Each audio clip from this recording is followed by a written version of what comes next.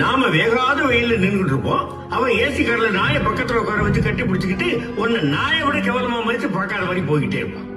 நீ அவன் காருக்கு பின்னாடி வாழ்க வாழ்க வாழ்கன்னு கையை தட்டிக்கிட்டே ஓடுவ. ஏட்டா உப்பு போட்டு தானே சொல்றீங்க? யோசிச்சு பாரு.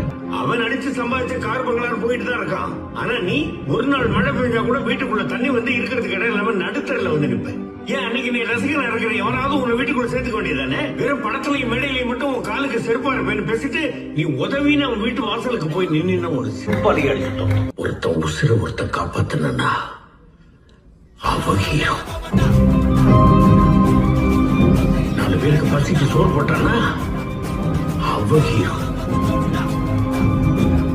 தான் படிக்கலைனாலும் 10 பிள்ளைங்க படிக்கிறதுக்கு பள்ளிக்கூடத்தை கட்டினா அவன் ஹீரோ. வந்ததெல்லாம் சின்ன சேனலுக்கு எதாக இருந்தாலும் அது கொஞ்சம் ஆதரவு கொடுங்க. உங்கள் பொண்ணான கையை கொண்டு அந்த பெல்லில் தட்டிடுங்க. அவங்களுக்கு சப்ஸ்கிரைபர் 5-10 ஏறுனா அவங்க மனசு சந்தோஷப்படும். அவங்க வீடியோவும் பாருங்கள்.